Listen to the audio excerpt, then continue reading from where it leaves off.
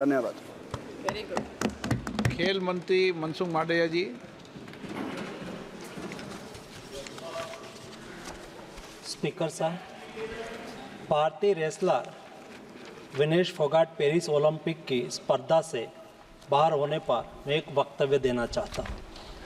भारतीय रेसलर विनेश फोगाट को तय कैटेगरी में ज़्यादा वजन 100 ग्राम होने की वजह से पेरिस ओलंपिक से बाहर होना पड़ा है। विनेश 50 केजी की कैटेगरी में खेल रही थी। स्पर्धा के लिए विनेश का वजन 50 किलोग्राम होना अनिवार्य था।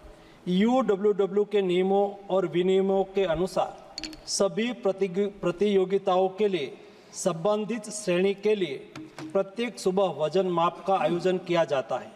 अनुच्छेद 11 के अनुसार यदि कोई एथलीट वजन माप प्रथम अथवा द्वितीय में भाग नहीं लेता है अथवा असफल हो जाता है तो उसे प्रतियोगिता से बाहर कर दिया जाता है और बिना किसी रैंक के अंतिम स्थान पर रखा जाता है।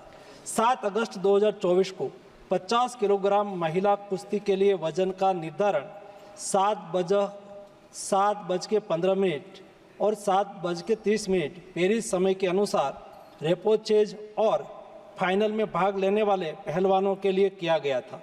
विनेश का वजन 50 किलो 100 ग्राम पाया गया, इसलिए वे स्पर्धा के लिए अयोग्य घोषित की गई। इस मामले को लेकर भारतीय ओलंपिक संघ ने अंतर्राष्ट्रीय कुश्ती संघ से कड़ा विरोध भी दर्ज किया है।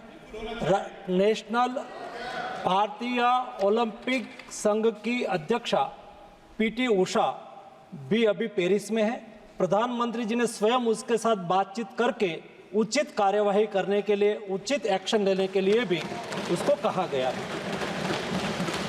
विनेश मंगलवार 6 अगस्त को 3 मुकाबले जीतकर 50 केजी रेसलिंग ओलंपिक में फाइनल में पहुंचने वाली पहली भारतीय महिला रेसलर बनी थी। सेमीफाइनल में उन्होंने क्यूबा की पहलवान गुजमान लोपेजी को, क्वार्टर फाइनल में यूक्रेन की ओक्साना लिवाच और प्री क्वार्टर फाइनल में वर्ल्ड चैंपियन जापान की यूई सुसाकी को 3-2 से मात दी थी। उन्हें बुधवार 7 अगस्त की रात करीब 10 बजे गोल्ड मेडल के अमेरिकी रेसलर सारा एन हिल्डरब्रांड से मुकाबला करना था। जहां तक उनकी तैयारी हेतु सहायता का प्रश्न है, भारत सरकार ने विनेश फोगाट की उनकी आवश्यकता के अनुसार हर संभव सहायता प्रदान की है। उनके लिए पर्सनल स्टाफ भी नियुक्त किए गए हैं जो अपने क्षेत्र के विशेषज्ञ हैं। उनके साथ हंगरी के विख्यात कोच ओलेर अकोस और फिजियो अश्विनी पाटिल हमेशा रहते हैं। इनको ओलंपिक के लिए इनके अतिरिक्त व्यक्तिगत सहायक स्टाफ जैसे विभिन्न sparring partners, strength of conditioning विशेषज्ञ के लिए वित्तीय सहायता प्रदान की गई, जिसका विवरण इस प्रकार है। ओलेर अकोच कोच के रूप में उसके साथ थे, वैन पैट्रिक लॉम्बार्ड स्ट्रेंथ और कंडीशनिंग विशेषज्ञ, अश्विनी जीवन पाटिल फिजियोथेरापिस्ट, मयंक सिंह गरिया स्ट्रेंथ और कंडीशनिंग विशेषज्ञ, शुभम और Arvind sparring partner.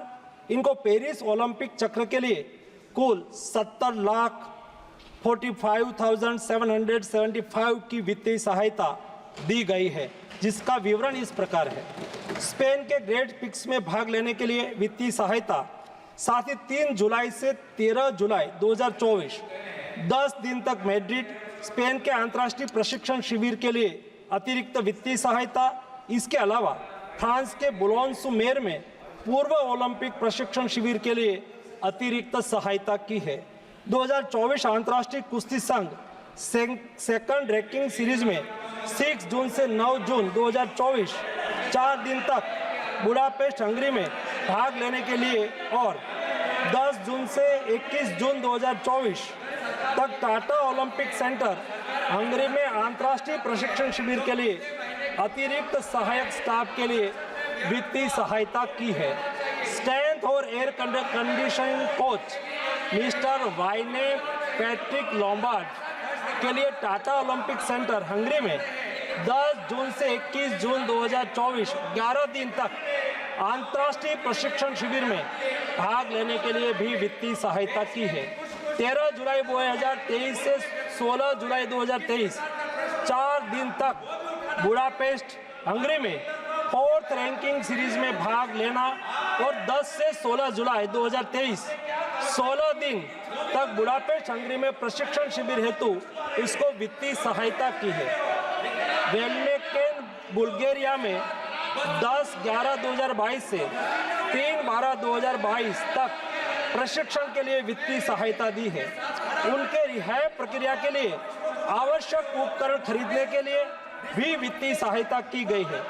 2020 Tokyo Olympic चक्र में 1,13,98,224 रुपये का आर्थिक सहयोग उसको किया गया था। 224 पेरिस ओलंपिक चक्र में भी टारगेट ओलंपिक पोडियम स्कीम में 53,35,746 और वार्षिक ट्रेनिंग एवं स्पर्धा कैलेंडर में 17,10,000 कुल मिला के 17,45,775 रुपया हमारे खिलाड़ी को आर्थिक सहायता करके उसको सक्षम करा गया।